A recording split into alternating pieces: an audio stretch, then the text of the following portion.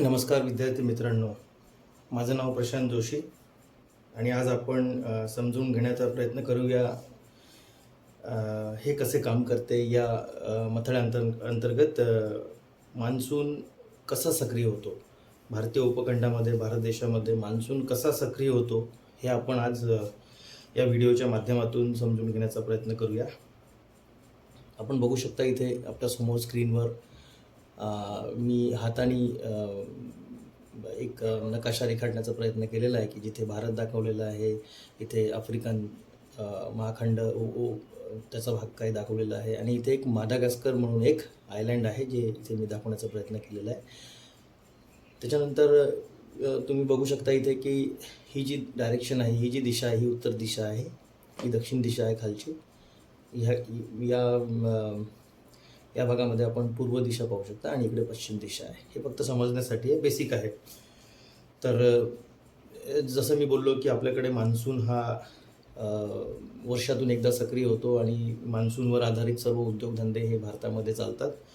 तर नॉर्मली हा जो पिरियड असतो, हा जो काळ असतो, हा जून ते सप्टेंबर या महिन्यामध्ये मान्सून भारतीय उपखंडामध्ये सक्रिय होतो आणि नकाशावर दाखवल्याप्रमाणे या सर्व भागामध्ये आपण सर्व पावसाचा अनुभव घेतो आणि या सर्व भागामध्ये पाऊस पडतो साधारणतः.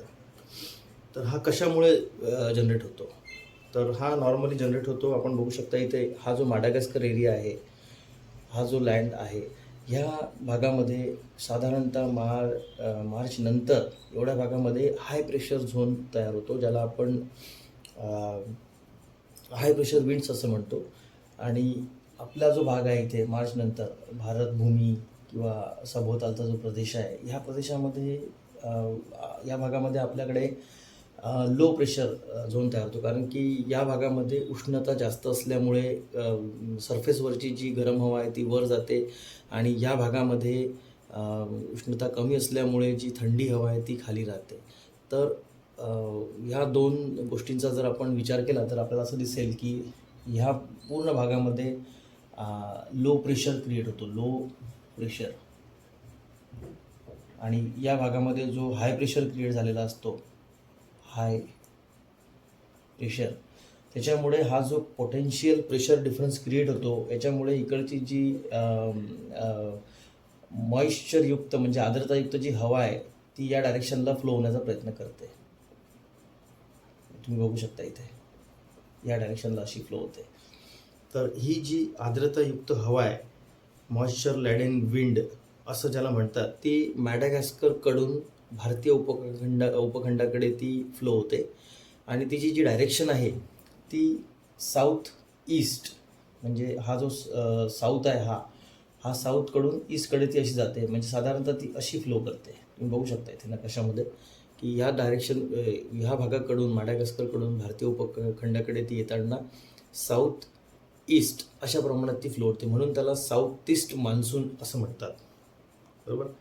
तर ही कुठे जनरेट होते? तर हे इंडियन ओशन, ज्याला हिंदी महासागर असं आपण म्हणतो, त्या भागामध्ये हा हाय प्रेशर झोन क्रिएट होतो आणि भारतीय उपखंडामध्ये जमिनीवरती हा लो प्रेशर झोन क्रिएट होतो, ज्याच्यामुळे आर्द्रतायुक्त वारे हे हाय प्रेशर झोनकडून लो प्रेशर झोनकडे वाहतात. हाय प्रेशर झोन म्हणजे उच्च दाब आणि लो प्रेशर झोन म्हणजे कमी दाबाचा पट्टा, ज्याला आपण जनरल भाषेमध्ये उच्च दाब आणि कमी दाब असं आपण संबोधतो.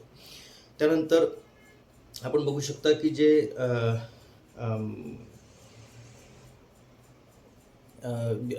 हे 3 महिने असतात, एप्रिल, मे आणि जून, या 3 महिन्यांमध्ये साधारणतः या भागामध्ये उष्णतेचं प्रमाण जास्त असल्यामुळे येथील जी हवा आहे ती गरम होऊन ती वर जाते आणि ती जागा जी असते, जी पोकळी निर्माण होते, ती पोकळी इथल्या थंड जागेने ते भरल्या जाते. साधारणतः याला अट्रॅक्शन झोन म्हणतात, जिथे ह्या हाय प्रेशर झोनमधील जी मॉइश्चर किंवा आर्द्रतायुक्त हवा असते ती हवा या भागाकडे आकर्षित होते आणि हे वारे असे फ्लो होण्यास